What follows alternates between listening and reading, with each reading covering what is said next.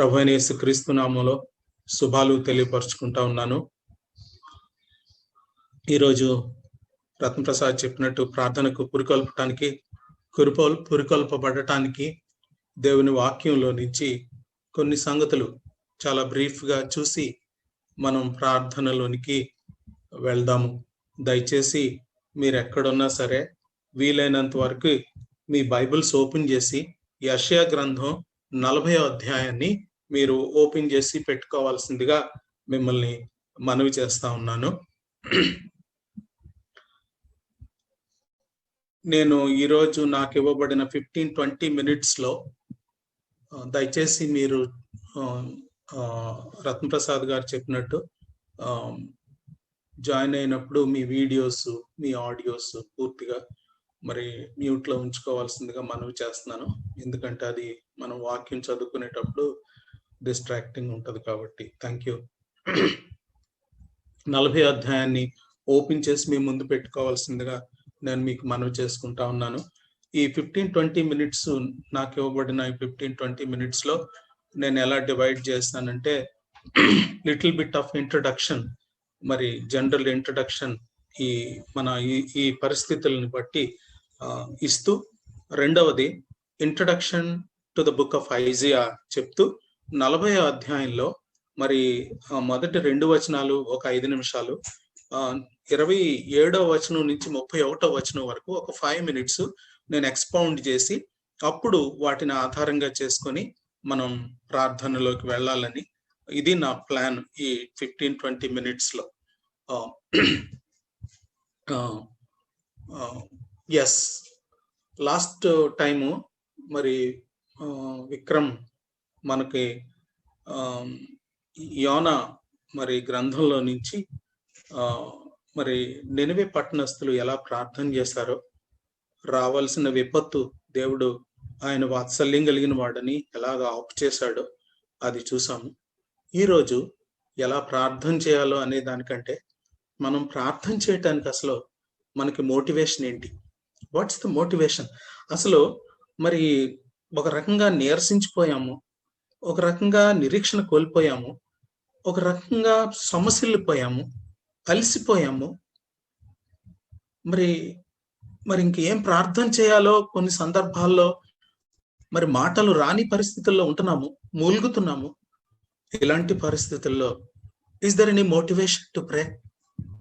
ఇలాంటి పరిస్థితుల్లో అంటే సంతోషకరమైన పరిస్థితుల్లో ఒకవేళ సంతోషంగా ప్రార్థన చేయొచ్చు, దేవుని స్తుతించవచ్చు. కానీ ఇలాంటి కష్ట పరిస్థితుల్లో మరి క్లూలెస్ పాండమిక్ టైంలో ఏ క్లూ దొరకట్లేదు, అన్ని ప్రశ్నలే, జవాబులు లేని ఈ పరిస్థితుల్లో what is the motivation to pray? That's what I want you to look at along with me from the book of Isaiah chapter 40. అయితే ఇలాంటి మనకి సఫరింగ్ టైంలో, పెయిన్ టైంలో కామన్ క్వశ్చన్స్ వస్తూ ఉంటాయి. There is a book, where is God when it hurts, Philip Yancey అని రాశారు. అది వాస్తవానికి అవార్డ్ విన్నింగ్ బుక్ అయిపోయింది అది. ఎందుకంటే ఇలాంటి ప్రశ్నలు వస్తాయి. ఇది ప్రపంచానికి పెయిన్ ఉన్న పరిస్థితుల్లో, అలాంటి పరిస్థితుల్లో దేవుడు ఎక్కడున్నాడు? ఇలాంటి ప్రశ్న not only Christians but all over the world ఇలాంటి ప్రశ్నలు వస్తాయి. ఈ బుక్ లో చాలా చక్కగా దేవుడు మరి పట్టించుకునేవాడు అని చాలా బాగా రాశారు. తర్వాత ఇంకా చాలా ప్రశ్నలు వస్తూ ఉంటాయి. యాజ్ హి గివెన్ అప్, వదిలేశాడు దేవుడు? ఇంతగా ప్రార్థన చేస్తున్నామే, మరి ఎంతగా ఆయన మీద ఆధారపడుతున్నామే, విశ్వాసం ఉంచుతున్నామే, వై మై పేరెంట్స్ చనిపోయారు కొంతమంది, వై వదిలిపెట్టేశాడా దేవుడు? సరే, ఇంతకాలం నుంచి మనం ప్రార్థన చేస్తానే ఉన్నాం కదా, మరి ఎంతకాలం దేవుడు ఆపట్లేదా? ఇవన్నీ ప్రశ్నలే, జవాబులు లేవు. ఇంకొక ప్రశ్న ఏంటంటే, మరి ఇలాంటి పరిస్థితుల్లో నేను ఎలాగ కోపప్ చేయాలి? ఈ క్రైసిస్ లో, అంటే ప్రెసెంట్ క్రైసిస్ లో ఎలా కోపప్ చేయాలి? Maybe there may be a death in the family, there may be a loss of employment in the family. ఇలాంటి పరిస్థితుల్లో నేను ఎలా కోపప్ చేయాలి? దేవా, అండర్స్టాండ్ కావట్లేదు నాకు అర్థం కావట్లేదు, నా చదువు ఎలా కంటిన్యూ చేయాలి as a student, as a graduate, how to cope with the situation, as a staff, how to continue my ministry, clueless as an individual, as a family, as a movement, as a church. There is no clue. There is no clue. ఎలా cope చేయాలో situation తో. Is my ways hidden to him, అది 40 అధ్యాయంలోనే ఉంది మనకి. నా మార్గం దేవుని కన్నులకు మరుగు చేయబడిందా? ఓ పక్క దేవుడు ఏమంటున్నాడంటే, I know your the plans I have for you అంటున్నాడు. కానీ మనకు వచ్చే ప్రశ్నలు, నా నా నా మార్గం దేవుడు నన్ను అసలు పట్టించుకుంటున్నాడా దేవుడు? These are all the age old questions my dear brothers and sisters. These are all age old questions. ప్రస్తుతం ఈ ప్రశ్నలు ఇంకా చాలా లైవ్ గా మనకి కనబడతా ఉన్నాయి, మనకు వస్తా ఉన్నాయి. All questions, but no answers, no answers. All questions. In the mist of all these questions, how can we, where the motivation come from to pray? ప్రార్థన చేయడానికి మోటివేషన్ ఎలా వస్తుంది మనకి? ఇన్ని ప్రశ్నల మధ్య, ఇంత నిరాశ మధ్య, ఇంత బాధ మధ్య, ఇంత క్లూలెస్ సిచ్యువేషన్ మధ్య, అన్సర్టనిటీ మధ్య నాకేంటి మోటివేషన్ ప్రార్థన చేయటానికి? Is this our question? Let us see what's the motivation. The first thing I want you to understand, our triune God is our motivation to pray. You know, త్రియేక దేవునిలో తండ్రి, కుమార, పరిశుద్ధాత్మ దేవుడు, ఈ త్రియేక దేవుడు మన ప్రార్థనకి ఒక మోటివేషన్.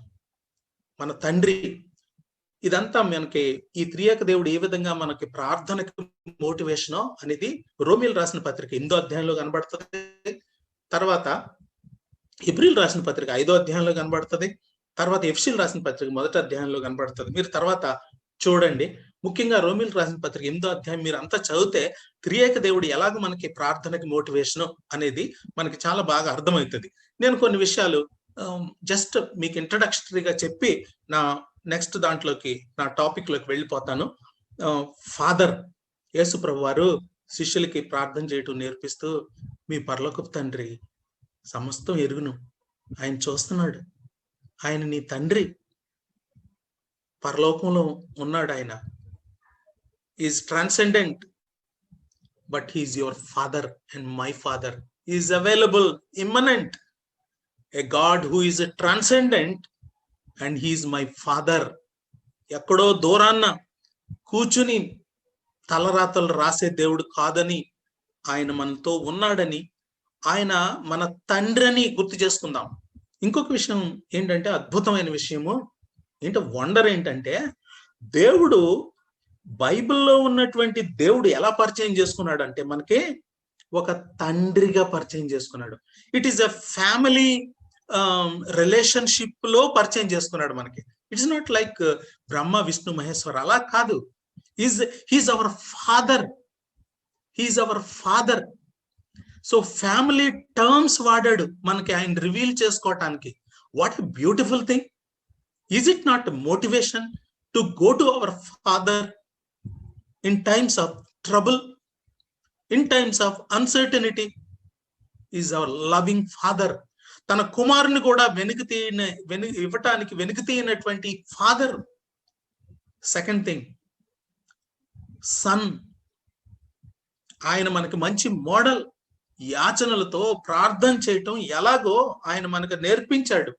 అంతేకాదు, ఆయన ఇప్పుడు తండ్రి కుడిపార్శ్వాన్ని కూర్చుని మన కొరకు విజ్ఞాపన చేస్తున్నాడు. వాట్ ఏ మోటివేషన్, వాట్ ఏ పరిశుద్ధాత్మ దేవుడు మనకిక ప్రార్థన చేయటానికి అలసిపోయి ఇక కూలబడిపోయినప్పుడు మనతో ఉండి మూల్గులతోనూ ఉచ్చరింపగాని శక్యమైనటువంటి మూల్గులతో మనకి ప్రార్థనలో సాయపడుతున్న పరిశుద్ధాత్ముడు. What a motivation, what a motivation. What a motivation, what more we require. అందుకని హీబ్రూ గ్రంథకర్త చివరిలో సడిలిన మోకాళ్ళని బలపరచండి. మోకాళ్ళు బలపరిచే దేవుడు మనకున్నాడు. ఏం చేయాలో, ఏం ప్రార్థన చేయాలో తోచని పరిస్థితులు కొన్ని, భయం, వణుకు ఇంట్లో అందరికీ, అందరూ సిక్కైపోయినప్పుడు మూలుగుతున్నాం. ఆ పెయిన్ లో కొంతమంది మూలుగుతున్నారు.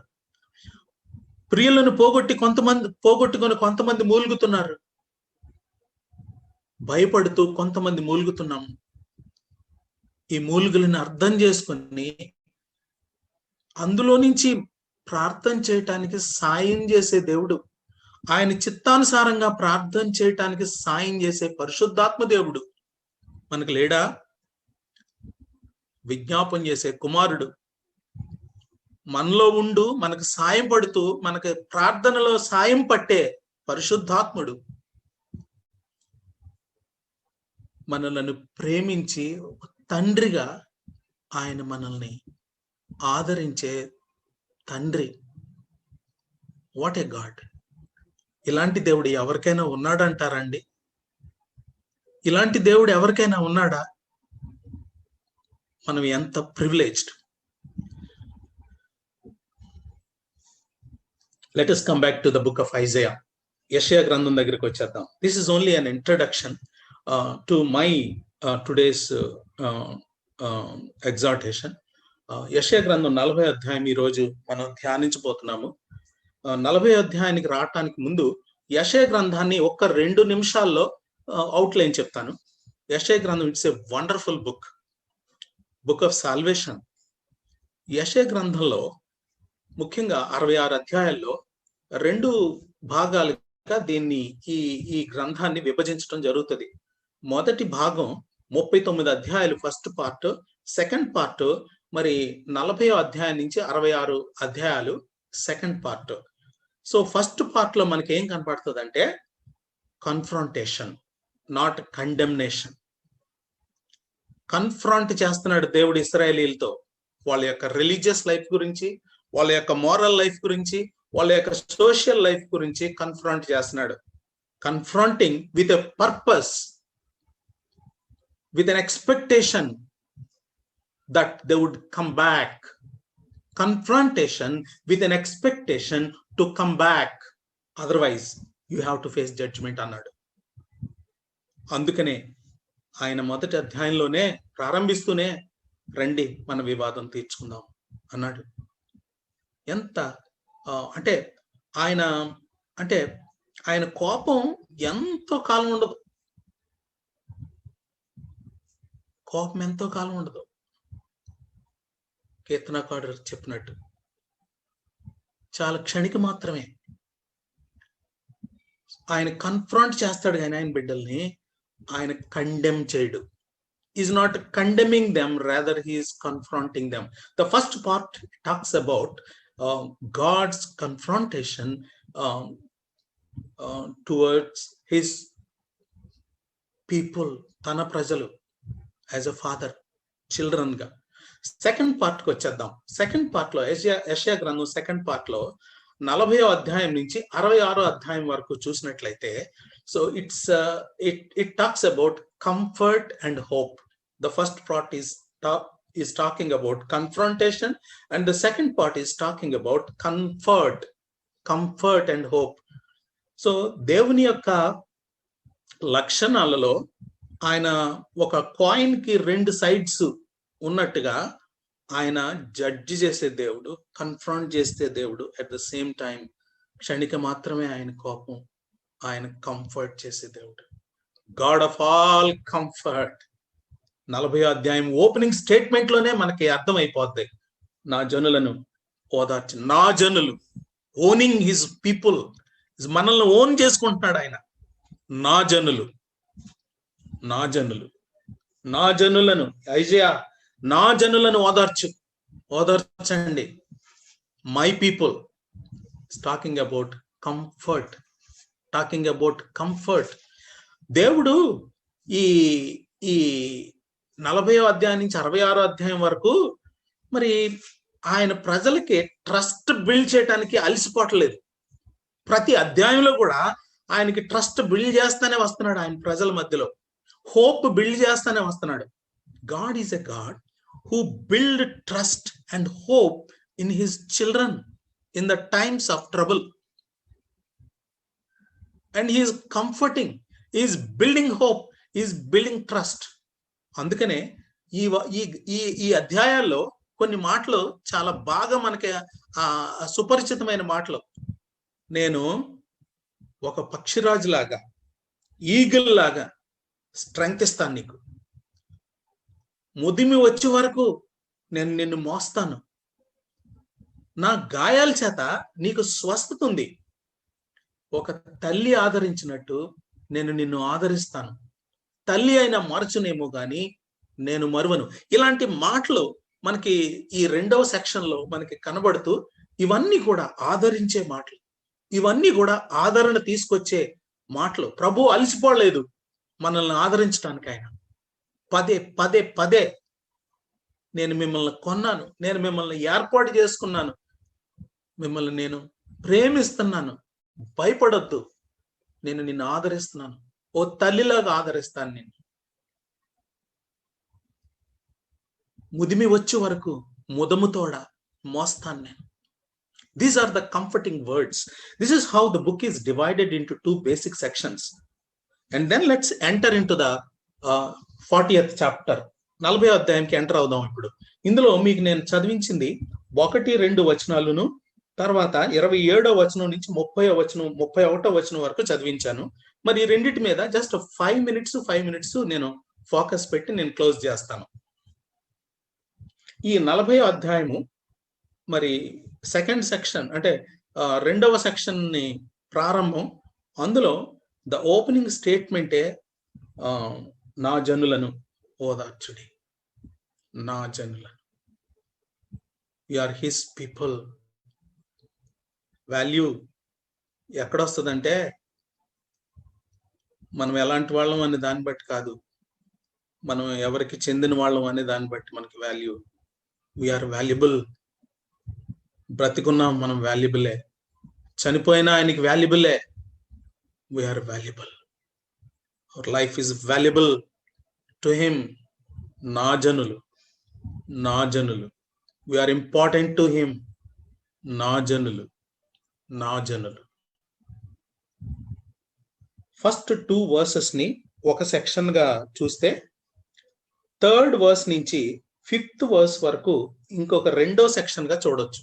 ఫస్ట్ సెక్షన్ కి ఒక హెడ్డింగ్ పెట్టాలంటే proclaim comfort.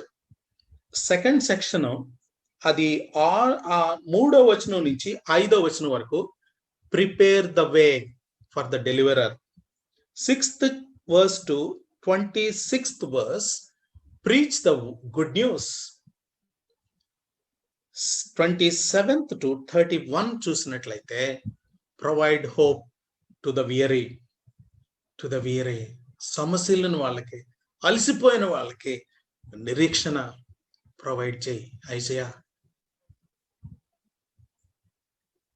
Comfort,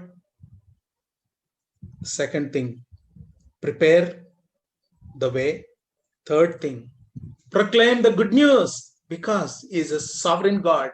He is a sovereign God. అక్కడే సెటిల్ అవుతాయి మన ఇష్యూస్ అన్ని కూడా, ఆ సావరెనిటీ దగ్గరే. Last part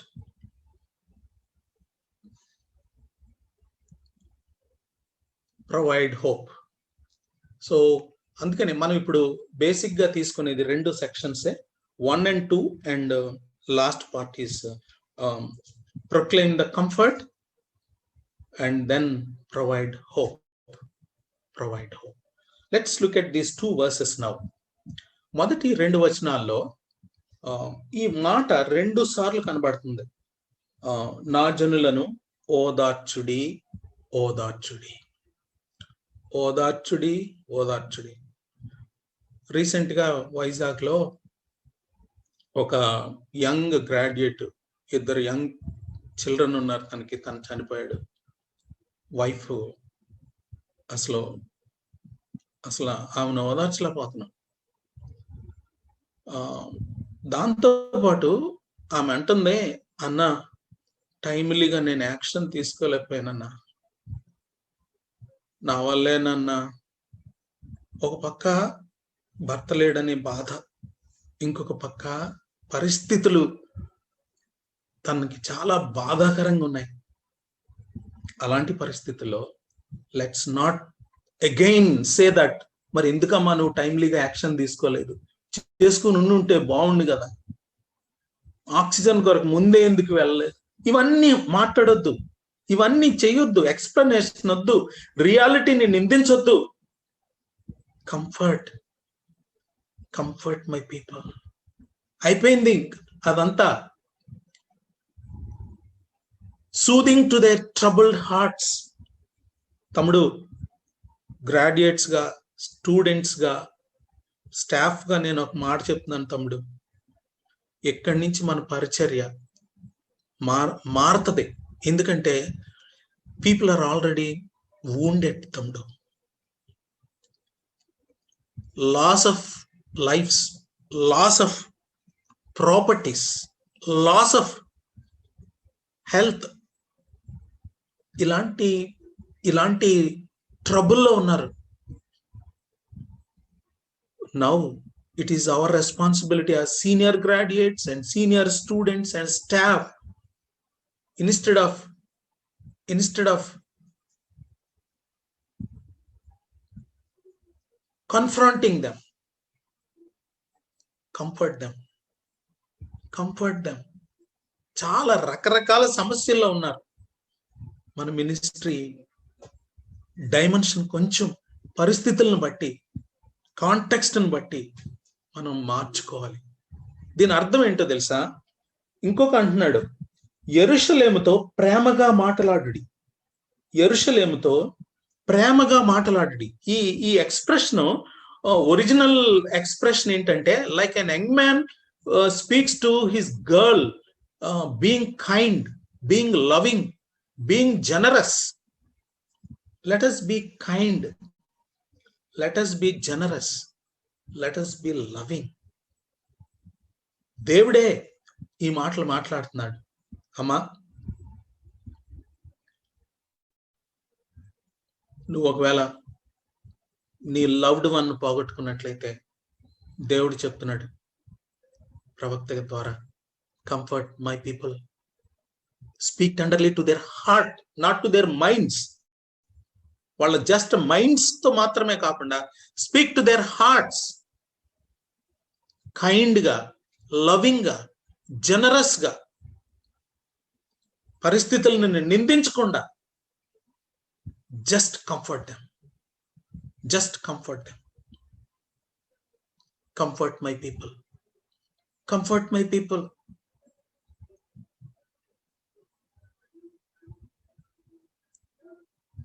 Because of 3 reasons, asking him to comfort people. Comfort people. Asking them to comfort because of 3 reasons.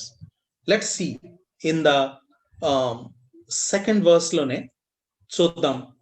ఆమె యుద్ధ కాలము సమాప్తమైను, ఆమె దోష రుణము తీర్చబడెను, యెహోవా చేతి వలన ఆమె తన సమస్త పాపముల నిమిత్తము రెండింతలు పొందెను, సమాచారము ఆమెకు ప్రకటించుడి. Proclaim comfort, because her war is ended. ఆమె యుద్ధం సమాప్తం అయిపోయింది.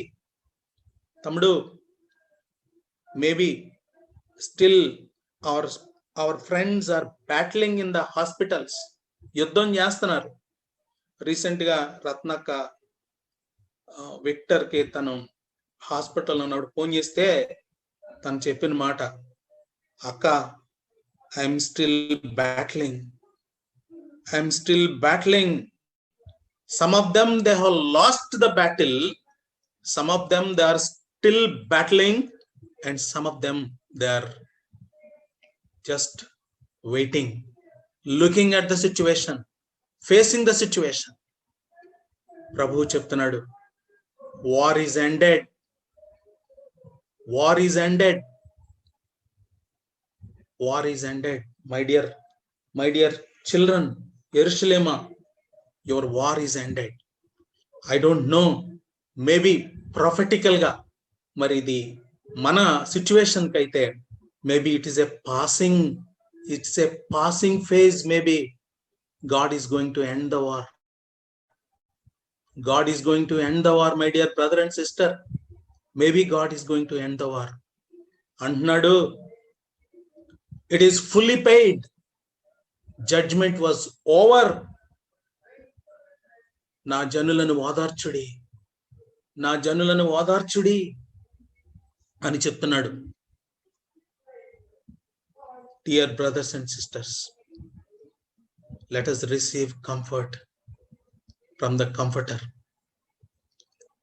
ఆయన కోపము చాలా క్షణిక మాత్రమే. Let us comfort each other. ఒకరినొకరు ఓదార్చుకుందాం, ఒకరినొకరు ఓదార్చుకుందాం. సెకండ్ పార్ట్ జస్ట్ 1 minute లోకి వెళ్ళిపోతాను నేను. Prepare the way for the deliverer. Valleys అన్ని కూడా రేస్ చేయండి,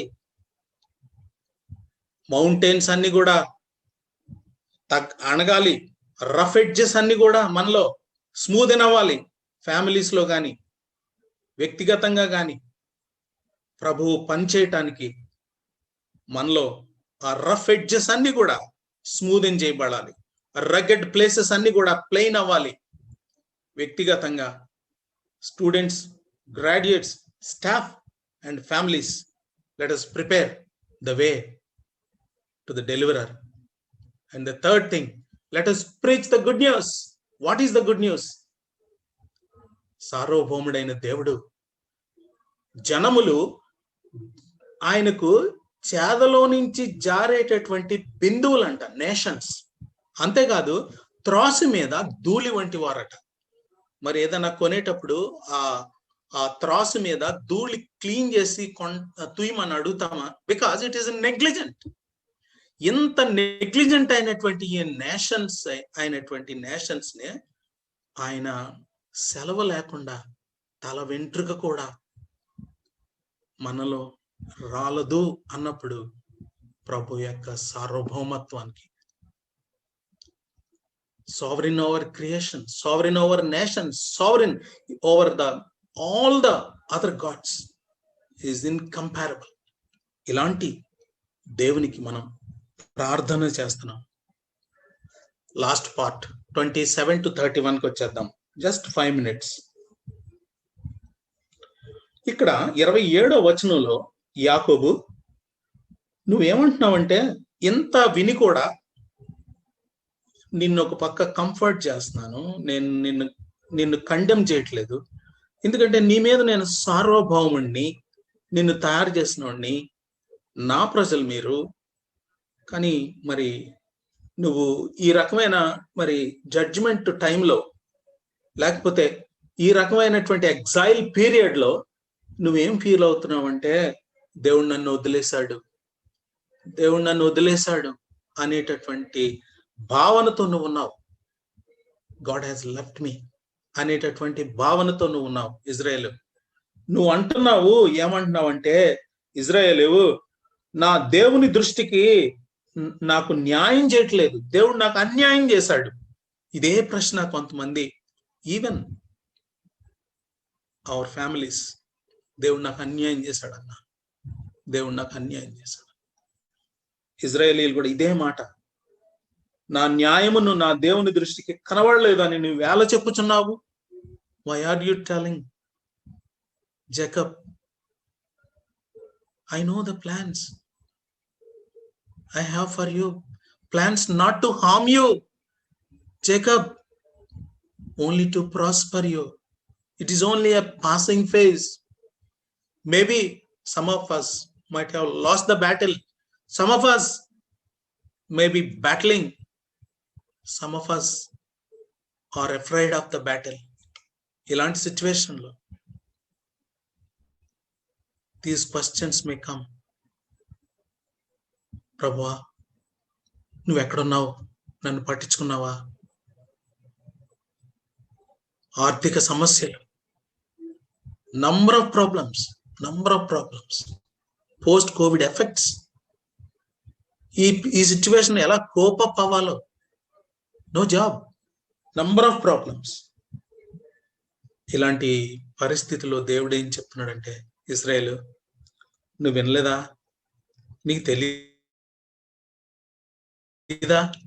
రోజు చదువుకుంటున్నావు, క్వైటం చేసుకుంటున్నావు, నా మాటలు వింటున్నావు, నా వాక్యాలు మరి అనేక బిడ్డల ద్వారా నువ్వు వింటున్నావు, మరి గ్రంథంలో నేర్చుకున్నావు, నీకు తెలీదా ఇశ్రాయేలు, నువ్వు వినలేదా ఇశ్రాయేలు, చరిత్రలో నేను ఏం చేశానో నువ్వు వినలేదా, నీకు తెలీదా, భూదిగంతాలు సృష్టించిన యెహోవా నిత్యుడగు దేవుడు, ఆయన అలయుడు, ఆయన సొమశిలుడు. Have you not heard, have you not seen? He never grow tired and weary as he is above our stress and strain. మన స్ట్రెస్ కి మన స్ట్రెయిన్ కి ఆయన అబౌవ్ తమ్ముడు, అబౌవ్. ఆయన ఎప్పుడు కూడా అలసిపోడు, కంఫర్ట్ చేయడానికి అలసిపోలేదు, ఆయన మనలో ట్రస్ట్ బిల్డ్ చేయడానికి అలసిపోలేదు. ఇలాంటి దేవుడికి మనం ప్రార్థన చేస్తున్నాం తమ్ముడు. 28వ వచనం, అలయుడు, సొమశిలుడు, ఆయన జ్ఞానాన్ని ఎవరు శోధించగలరు? He knows, he understands, he strengthens. Not only knowing, not only understanding. మనమైతే కొంతవరకే మనం అర్థం చేసుకోగలం, కొంతవరకే మనకు కొంతవరకే జ్ఞానం. తర్వాత ఏం జరుగుతుందో ఫ్యూచర్ మనకి రియల్ మొత్తం పిక్చర్ అర్థం కాదు, స్టోరీ అర్థం కాదు మనకి. He knows, he understands. Not only that, అర్థం చేసుకుని ప్రయోజనం ఏంటి? బలపరచగలిగే సామర్థ్యత మన దగ్గర లేదే. Here is a God, sovereign God, not only knowing, not only understanding, he can strengthen us to soar like an eagle. ఎలా బలపరుస్తాడంటే మనల్ని, ఆయన పక్షిరాజులాగా రెక్కలు చాపి ఎగిరేలాగా బలపరుస్తాడంట. అంతేకాదు, అలయక పరిగెత్తేలాగా చేస్తాడంట, సొమశిల్లక నడిచిపోయేలాగా చేస్తాడంట. అలయక పరిగెత్తేటట్టు చేస్తాడంట, సొమశిల్లక నడిచిపోయేటట్టు చేస్తాడంట. తమ్ముడు, చెల్లి, మా అలసిపోయావా? అలసిపోయావా?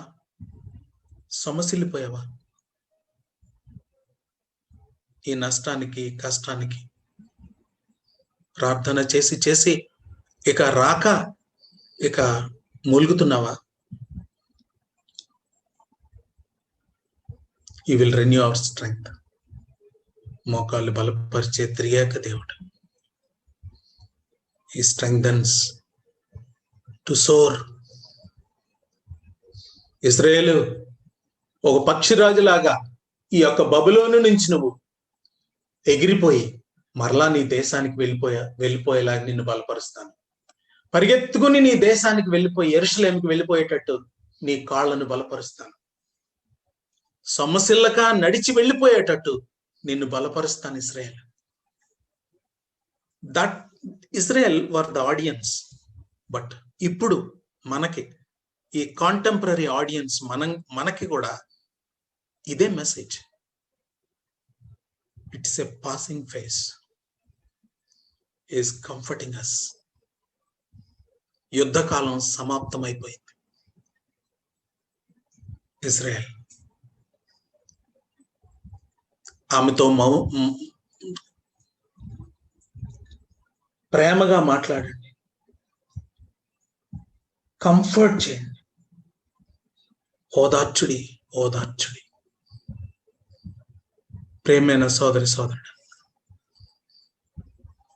నా సొంత మాటలు కాదు కానీ పరిశుద్ధాత్మ దేవుడు ఈ మాటల చేత మనల్ని అందరినీ కూడా ఆదరించును గాక. అలసిపోకుండా పరిగెత్తడానికి, మన వ్యక్తిగతంగా, కుటుంబాలుగా, సహవాసంగా, పరిచర్యల్లోనూ, మన యొక్క దైనందిక జీవితంలోనూ అలసిపోకుండా పరిగెత్తడానికి, సొమ్మసిల్లకుండా నడిచిపోవటానికి కంటిన్యూ చేయడానికి మన journey. Until we find the rest, let us continue to walk, continue to run, continue to soar, because our God is our strength. God is our strength. ఈరోజు నేను వాక్యం చివర్లో ఒక్క మాట జ్ఞాపకం చేసి నేను క్లోజ్ చేస్తాను. దావీదు కీర్తనకారుడు 42వ కీర్తనలో 2 సార్లు దేవుని వైపు చూస్తూ ఈ మాట అన్నాడు, నా ప్రాణమా నాలో నీవు ఎందుకు కృంగి ఉన్నావు. తన ప్రాణంతో సర్ది చెప్పుకుంటున్నాడమ్మా, తన ప్రాణంతో తను అడ్రస్ చేస్తున్నాడమ్మా. యెహోవా యందు ఇంకా నిరీక్షణ ఉంచు. ఇంత హోప్ ఇచ్చిన ఈ దేవుడి మీద నిరీక్షణ ఇచ్చిన ప్రాణమా. మనం మన ప్రాణంతో సర్ది చెప్పుకుందాం, మన ప్రాణంతో చెప్పుకుందాం, నా ప్రాణమా, నా ప్రాణమా ఎందుకు కృంగి ఉన్నావు. గెటప్. బలపరిచే ఆ దేవుడు ఉన్నాడు. అలిసిపోయే దేవుడు కాదు, సొమ్మసిల్లే దేవుడు కాదు, ఓదార్చే దేవుడు. ఆయన ఉండగా ఆయన వైపు ఇంకా నిరీక్షణ ఉంచు. నా ప్రాణమా, నా ప్రాణమా నాలో నీవు ఎందుకు కృంగి ఉన్నావు. ఒక లైన్ పాడి నేను క్లోజ్ చేస్తాను. నా ప్రాణమా నాలో నీవు ఎందుకు కృంగి ఉన్నావు. యెహోవా యందే ఇంకను నిరీక్షణ ఉంచుము నీవు. నా ప్రాణమా నాలో నీవు ఎందుకు కృంగి ఉన్నావు. యెహోవా యందే ఇంకను నిరీక్షణ ఉంచుము నీవు. నిరీక్షణకి ఆధారమైన ఆ దేవుని వైపు చూస్తూ, అలేక పరిగెత్తుతూ, సమస్యలక నడిచిపోతూ, బలంతో ఎగురుతూ, ఈ ట్రబుల్డ్ టైంలో ముందుకెళ్ళటానికి ఆ త్రియేక దేవుడు మనకి మోటివేషన్ గా ఉన్నందుకు, కమ్ లెటస్ బలం తెచ్చుకుందాం, మోకాళ్ళు బలపరుద్దాం, ప్రార్థన చేద్దాం, ఆయన వైపు చూద్దాం.